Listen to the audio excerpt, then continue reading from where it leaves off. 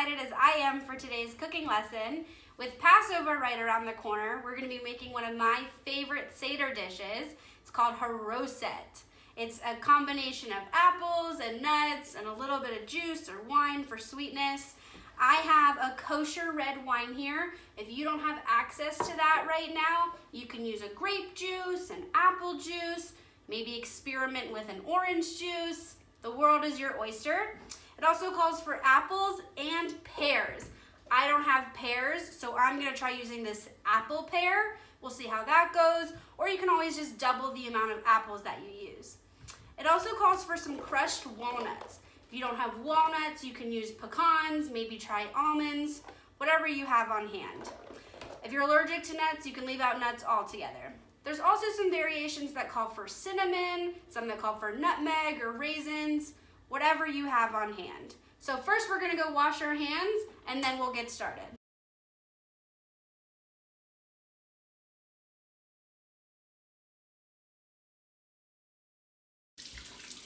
After you've washed your hands, you should also wash your apples and your pears.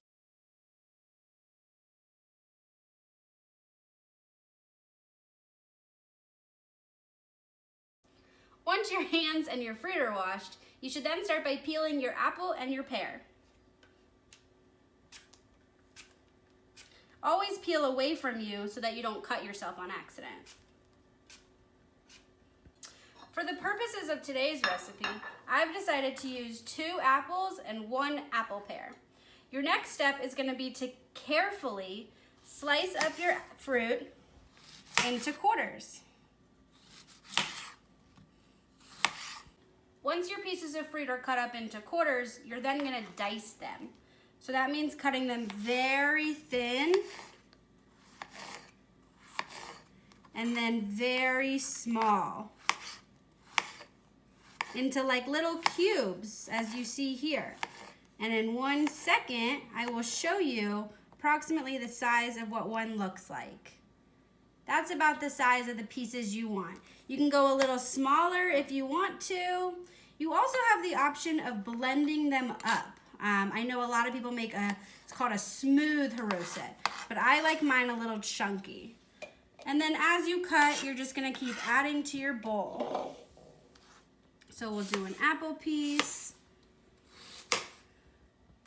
Maybe you wanna cut them into slices, then cut them once down the middle, and then into cubes. Whatever you feel safest doing, and really whatever size pieces you wanna have. Once you're done cutting up all of your fruit and adding it to your bowl, you're gonna get started on your nuts. For this recipe, you need about a cup of chopped walnuts. So first I'm gonna measure out my nuts, and you can use the same cutting board as you did for your fruit.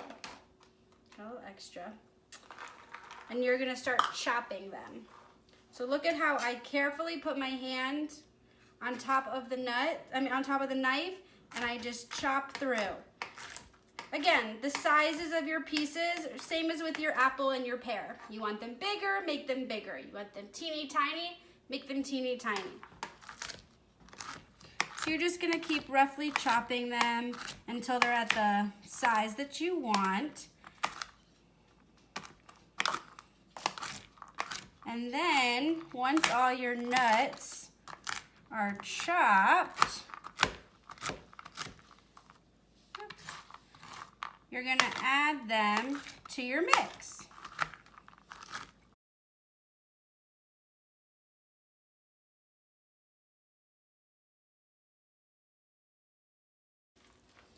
So while you're adding them to your bowl, that's also your way of cleaning up.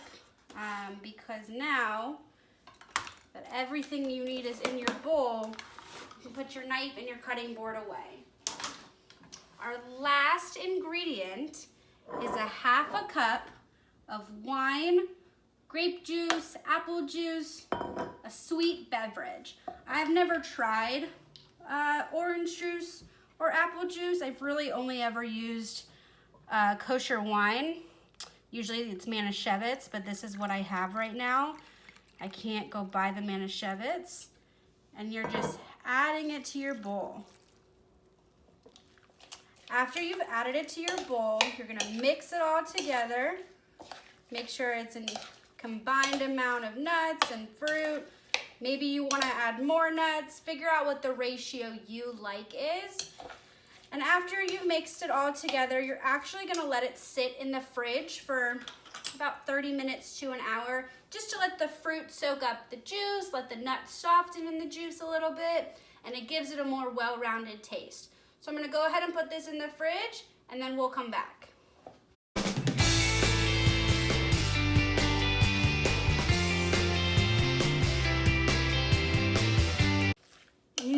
That smells so good. So we've let it sit for about a half hour, and now it's time to try it. Typically during the Seder, you eat it with matzah, maybe a little horseradish too. We're just gonna take a little bite and make sure it's good before we share it with anybody else. That's really good.